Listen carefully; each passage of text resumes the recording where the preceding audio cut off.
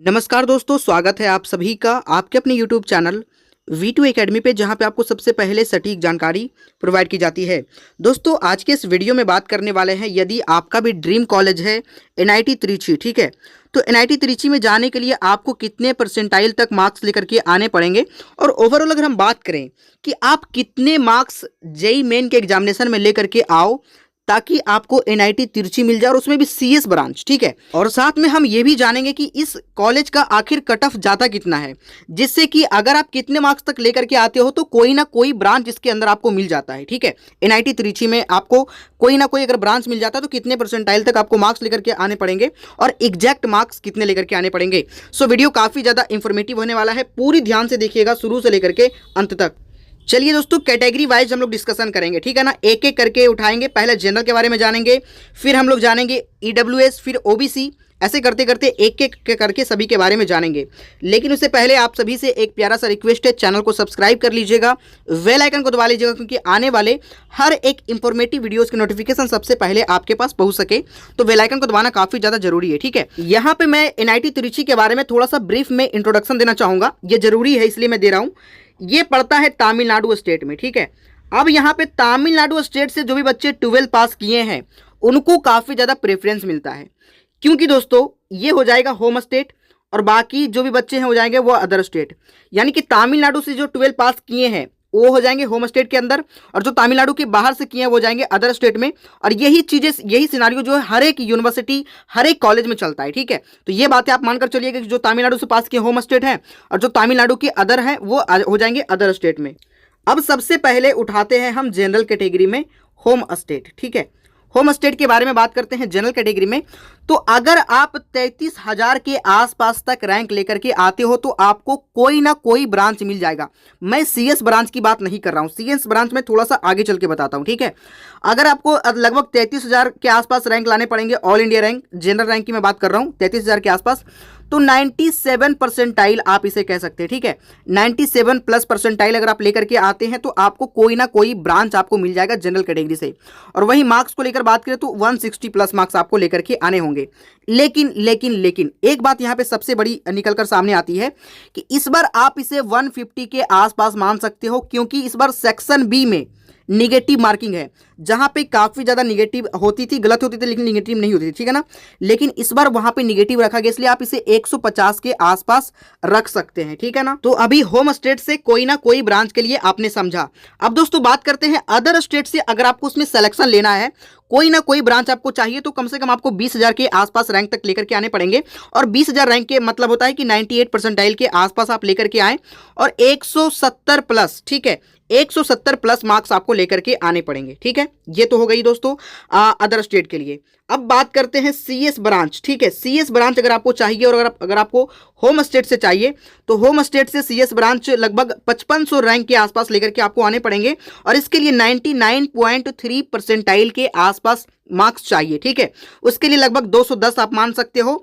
इस बार आप इसे 205 मान सकते हो, ठीक है, क्योंकि इस बार जो सेक्शन बी में निगेटिव मार्किंग होगा उसका कुछ ना कुछ इफेक्ट तो आपके नंबर पे पड़ेगा ही पड़ेगा, जिसे आप 205 के आसपास मान सकते हो, ठीक है। वहीं दोस्तों अदर स्टेट को लेकर बात करें तो 700 से लेकर के 1000 रैंक के आसपास अगर आपके आते हैं तो आपको CS ब्रांच मिल जाएगा, और इसके लिए 99.85 परसेंटाइल, और इसके लिए लगभग 250 के आसपास मार्क्स आपको लेकर के आने पड़ेंगे। थोड़ा सा टफ है, लेकिन दोस्तों ये बहुत ही टॉप के NIT कॉलेज है। NIT त्रिची में जाने का काफी ज्यादा लोगों का सपना भी होता है, ठीक है। आगे हम लोग और भी कई सारी बातें करेंगे, OBC EWS ब्रांच को लेकर भी बातें करेंगे, लेकिन उससे पहले मैं आपको एक बहुत इंपॉर्टेंट बात बताने वाला हूं।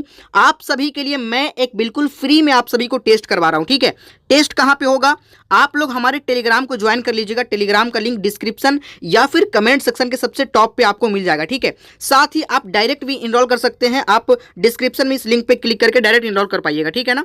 इसमें देखिए क्या कुछ करवा रहा हूं, डेली शाम के 6 बजे एक मैं टेस्ट करवा रहा हूं, जिसके अंदर लगभग 26,000 से अधिक लोगों ने अभी तक इनरोल कर लिया है। तो आप भी जाकर के इनरोल करिए, बिल्कुल फ्री है, 1 रुपया भी आपको देने की जरूरत नहीं पड़ेगी, जिसके अंदर आप टेस्ट में ऑल इंडिया रैंक आपको पता चलेगा, ठीक है। साथ में कई सारे और भी टेस्ट में करवाते रहता हूं टेलीग्राम पे, तो ज्वाइन करने पे आपको काफी ज्यादा फायदा होगा। साथ में 25,000 रुपये तक का आप रिवॉर्ड भी जीत सकते हो, ठीक है। बहुत ही अच्छा ऑफर है, और अब तक 500 लोगों को ये जो रिवॉर्ड है वो मिल चुका है। तो इससे बड़ी अपॉर्चुनिटी आपके पास क्या हो सकती है कि बिल्कुल फ्री में टेस्ट हो और कई सारे ऑफर आपको मिले। और सुपर 30 टेस्ट सीरीज ये इसका नाम है।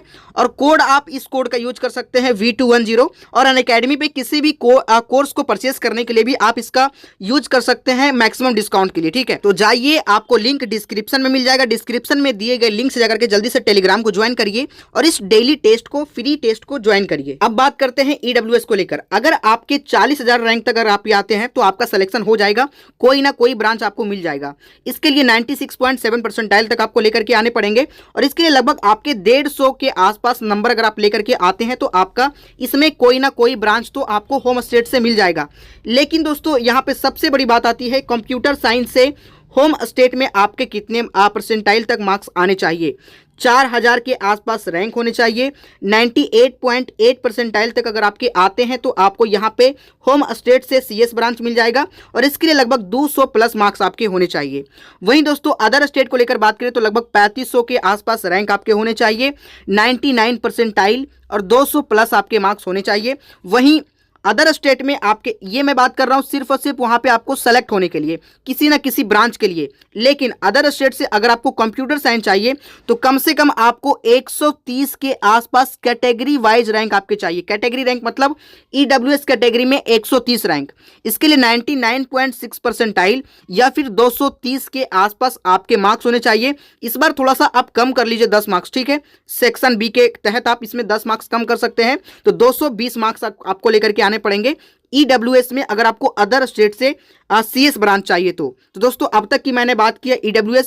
अब बात करते हैं OBC कैटेगरी में। अगर OBC को लेकर देखें तो होम स्टेट से आपके लगभग 10,000 रैंक तक अगर आपके आ जाते हैं तो आपका NIT त्रिची में सिलेक्शन हो जाता है किसी ना किसी ब्रांच के लिए। 96.7 परसेंटाइल इसके लिए आपके चाहिए और लगभग 150 के आसपास अगर आपके मार्क्स आते हैं तो आपका सिलेक्शन हो जाता है होम स्टेट से, OBC NCL से। लेकिन दोस्तों अगर आपको CS ब्रांच चाहिए तो कम से कम 1500 रैंक आपको लेकर के आना पड़ेगा, यानी कि 99.3 परसेंटाइल यानी कि 220 मार्क्स के आसपास।